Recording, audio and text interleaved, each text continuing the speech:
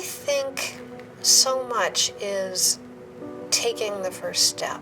If there's something you're interested in, dream for a while, but then just move toward it in little ways or big ways. Recognize that something's calling to you.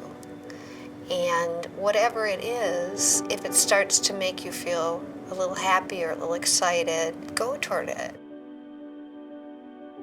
I show this set of pictures sometimes about when I went to a cattle branding, a real old-fashioned cattle branding. And in the morning I woke up and there was this amazing light coming through the window of the ranch house.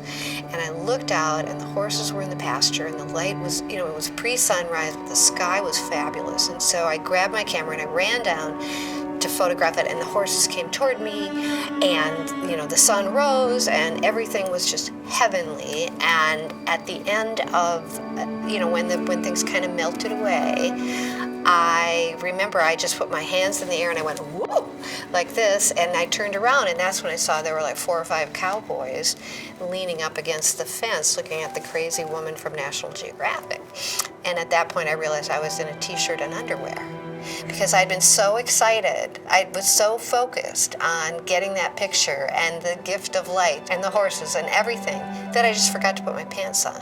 And I think it's a yardstick. I think it's something I wish for everyone, that whatever you love, whatever you're interested in, whatever you're curious about, you're so excited you forget to put your pants on.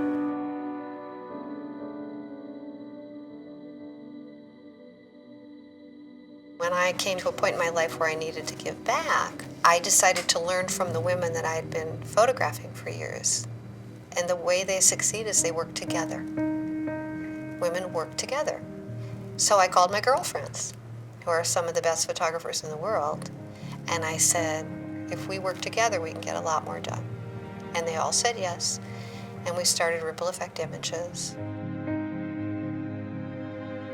Our goal is to use visual storytelling to shine a light on programs that empower women and children in the developing world. We want to really focus on the underreported or the unreported stories that present a much more balanced and accurate view of who these women are and how they overcome the obstacles that they often face. So in 6 years, it's almost our 6th birthday since we got our 501c3. We've done 28 films. We've worked in 16 countries. We have an archive of over 20,000 images. And the reports back from our aid organizations have said that they've raised over $10 million using those assets. So it's been more work than I thought was possible, and an absolute privilege. And my team is incredible. They do the very difficult work of covering success rather than failure, of covering potential rather than loss, and putting it in context with the very real obstacles. The reason we're called the ripple effect is if you solve one little problem, that pays forward to the next problem, the next problem, and the next problem, and that's what women do in their communities. If they have an opportunity, they pay it forward immediately to their kids, to their parents, to their sisters, to their girlfriends, to their community, to their state, to their country. I mean, it's just, that's what happens. What we discover is there are so many basic things that most people don't realize. For example, 70% of those who die in any climate disaster are women. And you think, well, climate, it hits everybody the same, but it doesn't. Because it's the women who have to go further and further for water. It's the women who have to nurse their kids as diseases spread. It's the women often who have to migrate with their kids and their parents because the men have gone on ahead and they've tried to scratch out survival, but when they can't anymore, they simply pick up and walk. It's so understandable once somebody explains it to you. And I think that's true with so many underreported stories. That if, it's as Oprah says, if we know better, we do better. It's easy to hate a country. It's easy to hate a corporation. It's easy to love an individual. It's easy to love a family. And that's what great storytelling can do. So I look for programs all over the world where they are modeling success and sustainability. And then I send a team of a still photographer and a videographer to cover their program at no cost.